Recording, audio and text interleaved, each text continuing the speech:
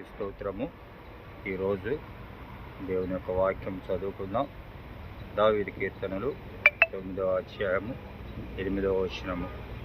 యెహోవా నీతిని బట్టి లోకమునకు తీర్పు తీర్చును, యథార్థతను బట్టి ప్రజలకు న్యాయం తీర్చును.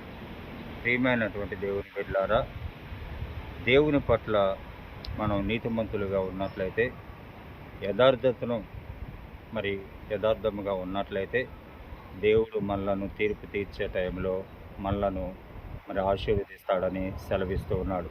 ప్రియమైనటువంటి దేవుని బిడ్డలారా, యెహోవా నీతిని బట్టే మనకి ఎటువంటి మేలులనైనా ఎటువంటి ఆశీర్వాదాన్ని అనుగ్రహించేటువంటి దేవుడు. ఆయన యథార్థతను బట్టి మనము కూడా జీవించినట్లయితే, ఆయన మహిమను మనం ఆరాధించినట్లయితే, ఆయనను స్తుతించినట్లయితే, ప్రియమైనటువంటి దేవుని బిడ్డలారా, ఆయన నీతిమంతులకు ఎప్పుడు కూడా ఆధారముగా ఉంటాడని సెలవిస్తూ ఉన్నాడు. ప్రియమైనటువంటి దేవుని బిడ్డలారా, మనము ఈ యొక్క వాక్యం ద్వారా ప్రసంగి గ్రంథము కూడా తెలియజేస్తూ ఉన్నాడు. ప్రసంగి 5:1 కూడా దేవుని ఆలయంలోనికి వచ్చినప్పుడు నీ యొక్క ప్రవర్తనను యథార్థంగా ఏ విధంగా వచ్చి ఉన్నావో నీ యథార్థతను దేవుని పట్ల తెలియపరచుకోవాలని లేఖనాలు సెలవిస్తూ ఉన్నాయి.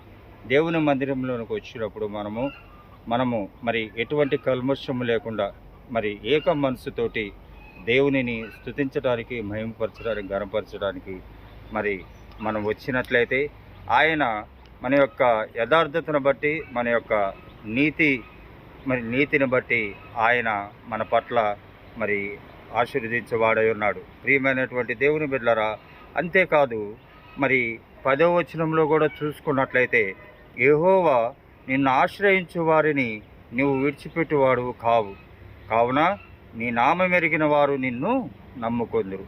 ఎప్పుడైతే ప్రియమైనటువంటి దేవుని బిడ్డలారా, దేవుని యందు భయభక్తులు కలిగి మనం జీవిస్తూ ఉన్నామో, అట్టి రీతిగా నీతిమంతులుగా యథార్థతను బట్టి నీతిమంతులుగా జీవించడానికి దేవుడు కృప చూపుతున్నాడు. ప్రియమైనటువంటి దేవుని బిడ్డలారా, యెహోవాని ఏ విధంగా ఆశ్రయించేవారిగా ఉండాలి అని అంటే, మనలో ఉన్నటువంటి నీతిని ఆయనకు కనపరిచినట్లయితే, మన యొక్క యథార్థతను ఆయనకు తెలియపరుచుకున్నట్లయితే, నీవు ఆయన ఆశ్రయించేటువంటి కుమారుడు, కుమార్తెగా ఉంటావని లేఖనాలు సెలవిస్తూ ఉన్నాయి. అందుకనే ప్రియమైనటువంటి దేవుని బిడ్డలారా, ఆయన్ని ఆశ్రయించాలంటే, ఆయన సన్నిధానానికి మనం రావాలి అనంటే, ముందుగా నీ నీతిని దేవునికి తెలియపరుచుకోవాలి. నీ యథార్థతను దేవుని పట్ల నమ్మకముగా, విశ్వాసము కలిగి ఉండాలి.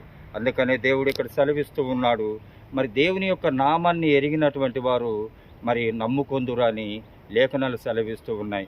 ఏ విధంగా నమ్ముకుంటామనంటే, దేవుడు నీతిమంతుడు, యథార్థవంతుడు, ఆయన యొక్క గుణ లక్షణాలతోటి మనం జీవించినట్లయితే మనము ఆయనను ఆశ్రయించేవారుగా ఉంటామని లేఖనాలు సెలవిస్తూ ఉన్నాయి. ప్రియమైనటువంటి దేవుని బిడ్డలారా, ఈ యొక్క వాక్యం ద్వారా మనందరము కూడా దేవుడు ఏ విధంగా ఈ లోకానుసారంలో ఈ కడవరి దినాలలో ఎటువంటి తీర్పు తీరుస్తున్నాడో మనకి తెలియపరుస్తూ ఉన్నాడు. అందుకనే మనలను సరిచేసుకొని ఏ విధంగా అయితే నీవు ఈ లోకంలో జయించడానికి నీకు కావలసినటువంటి అవసరతలన్నిటినీ ఆయన నీకు అనుగ్రహించేవాడై ఉన్నాడు. అందుకనే మొదటిగా ఆయన యొక్క శక్తి బలము చేత మనల్ని ఆశీర్వదిస్తున్నాడు. ఆయన యొక్క పరిశుద్ధాత్మ శక్తి చేత మనల్ని దీవిస్తున్నాడు, అభిషేకిస్తున్నాడు. కనుక మనము ఈ రోజున ఆయనను నమ్మేవారిగా, ఆయనను మనము విశ్వసించేవారిగా, అంతేకాదు నీ యథార్థతను బట్టి ఆయన తీర్పు తీర్చేవాడిగా నేను గ్రహించినట్లయితే, ప్రియమైనటువంటి దేవుని బిడ్డలారా, మనము దేవుని యొక్క సన్నిధానాన్ని ఆశ్రయించేవారిగా ఉంటాం. ఈ యొక్క లేఖనాల ద్వారా దేవుడు మనతో మాట్లాడినాడు. ఈ వాక్యాన్ని మనము గ్రహించి నీతిమంతులుగా ఉండటానికి, యథార్థముగా ఉండటానికి దేవుడు అటు కృప మనకు అనుగ్రహించునుగాక. ఆమేన్.